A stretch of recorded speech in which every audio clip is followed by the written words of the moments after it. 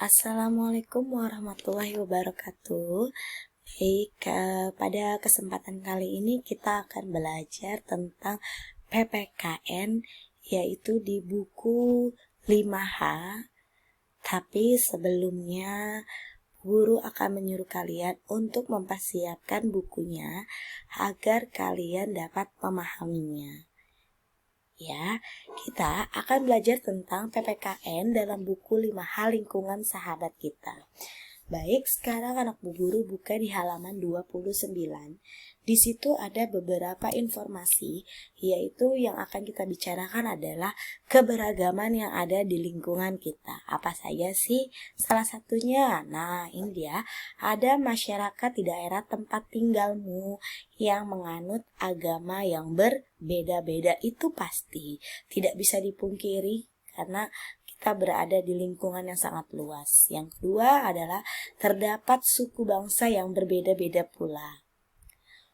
Terus yang ketiga ada walaupun kesehariannya di keluarga kalian atau di keluarga masing-masing rumah menggunakan bahasa daerah, tetapi di dalam lingkungan yang sangat luas kita menggunakan bahasa Indonesia karena bahasa Indonesia adalah bahasa nasional yang selalu dipergunakan.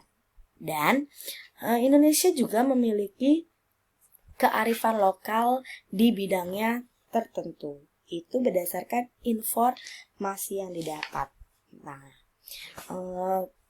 Selanjutnya mereka itu, masyarakat itu, manusia itu di dalam lingkungan kalian itu terdapat banyak peran, yaitu bisa menimbulkan peran positif maupun peran negatif. Yang pertama kita akan belajar tentang manusia itu mempunyai sangat peran positif, yaitu bisa melindungi flora dan fauna langka.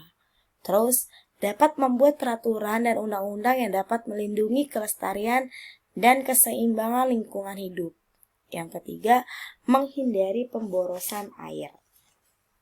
Itu peran positif ya sebenarnya untuk manusia. Sedangkan di lingkungan juga manusia pasti akan memberikan dampak negatif, yaitu manusia sering mengeksploitasi secara berlebihan karena merasa kurang dan dia mempergunakannya sangat berlebih.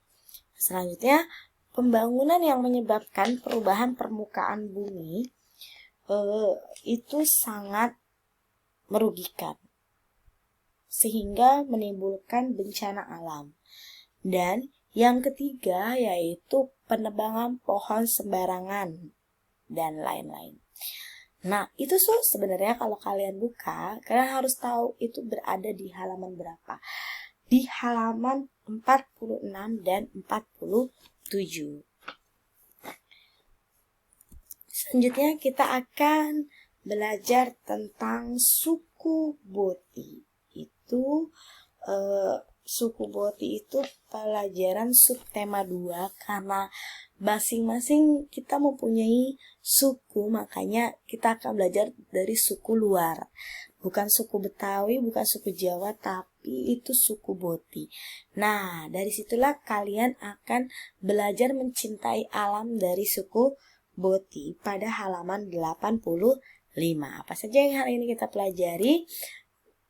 Guru akan jelaskan dulu suku Boti itu berasal dari mana. Suku Boti itu salah satu tradisi yang terdapat di Provinsi Nusa Tenggara Timur, yaitu Nusa Tenggara Timur yang berdekatan wilayahnya terletak sekitar 40 km dari Kabupaten Timur Tengah Selatan, Sowe. Secara administratif, Desa Boti itu kecamatannya namanya Kie, dan terletaknya sangat jauh dari kota. Dia itu berada di antara pegunungan dan sangat tertutup. Suku Boti itu menggunakan salah satunya bahasa Dawan, bahasa daerahnya sendiri. Lalu suku Boti itu memegang teguh keyakinan dan kepercayaan mereka itu itu disebutnya dengan halaika. Apa sih itu halaika? Mereka percaya pada dua penguasa alam, yaitu Uwispah dan Uwisneno. Uwispah itu disebutannya di sana ibu, dan Uwisno itu sebutannya bapak. Uwispah itu atau ibu itu, dia itu beranggapan bahwa ibu bisa mengatur, mengawasi, dan menjaga kehidupan alam semesta beserta isinya, termasuk manusia. Sedangkan Uwispah itu bapak, dia itu merupakan penguasa alam baka yang akan menentukan seseorang bisa masuk surga atau neraka berdasarkan perbuatannya dunia. Itu hanya menurut pandangan suku Boti. Suku Boti juga memiliki peraturan adat yang melarang warganya untuk menebang pohon. Itu salah satunya keistimewaannya. Menebang pohon jika tidak ada kebutuhan mendesak. Karena bagian dari perbuatan mencuri ya. Terus suku Boti juga sangat menjaga kebersihannya. Tidak ada sampah yang menghiasi jalan. Lalu pria desa di suku Boti tersebut juga tidak boleh menebang pohon. Karena membiarkan tubuhnya panjang ke atas dianggapnya sebagai prajurit masa lalu. Dan anak laki-laki itu di sana pun tidak boleh bersekolah tinggi. Selain itu, di sana juga tidak boleh berburu hewan di kawasan perkampungan Boti yang bertujuan untuk menjaga kelestarian di tanah Boti. Kalau mereka mau memburu, mereka harus keluar dulu dari sukunya. Nah, sebenarnya apa sih suku bangsa? Suku bangsa itu adalah gabungan sosial yang dibedakan dari golongan-golongan sosial karena mempunyai ciri-ciri dan asal-usul serta kebudayaan. Dia mempunyai faktor yaitu faktor letak wilayah Indonesia yang strategis, karena faktor kondisi negara kepulauannya juga yang berbeda, dan faktor perbedaan kondisi alam. Lalu faktor yang mempengaruhinya lagi itu ada faktor keadaan transportasi dan komunikasi.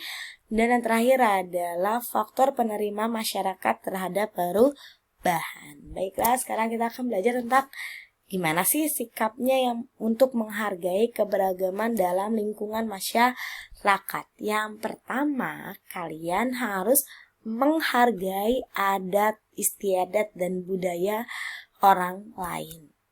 Yang kedua, membiasakan menyelesaikan masalah dengan cara bermusyawarah, membangun sikap rukun terhadap siapapun, kepada siapapun. Jangan lupa kalian tolong-menolong, dan jangan lupa toleransi antar umat beragama. Itu sangat penting. Selanjutnya kita akan, kalau tadi kewajiban, sekarang kita akan belajar tentang hak. Hak warga negara untuk mewujudkan kehidupan yang layak. Negara harus melakukan apa sih untuk warganya? Salah satunya adalah wajib menetapkan dan wajib menegakkan hak asasi. Wajib mengusahakan barang dan jasa sesuai dengan kebutuhan dan harga yang terjangkau untuk para warganya. Dan harus mengusahakan setiap warga bekerja menjadi makhluk yang produktif. Sekarang kalian berburu, tanya dulu nih sama kalian. Bagaimana sih sikap kalian menghargai keberagaman sosial yang ditunjukkan pelaku usaha? Karena masing-masing kehidupan seseorang itu pasti berbeda dan harus bekerja. Terus, bagaimana sih sikap kalian menghargai yang ditunjukkan pengguna hasil usaha? Kalian harus berpikir ya. Dan mengapa antar pelaku usaha harus ada sikap saling menghargai keragaman? Baik, itu pertanyaannya dan kalian harus menjawabnya nanti setelah bertemu dengan guru kalian. Ini adalah dari bahasa daerah, ungkapan terima kasih, ada thank you. Dari bahasa Inggris, sekelangkong dari bahasa Madura, suksema dari bahasa Bali, hatur muhun dari bahasa Sunda, dan matur nuwun dari bahasa Jawa. Terima kasih. Wassalamualaikum warahmatullahi wabarakatuh.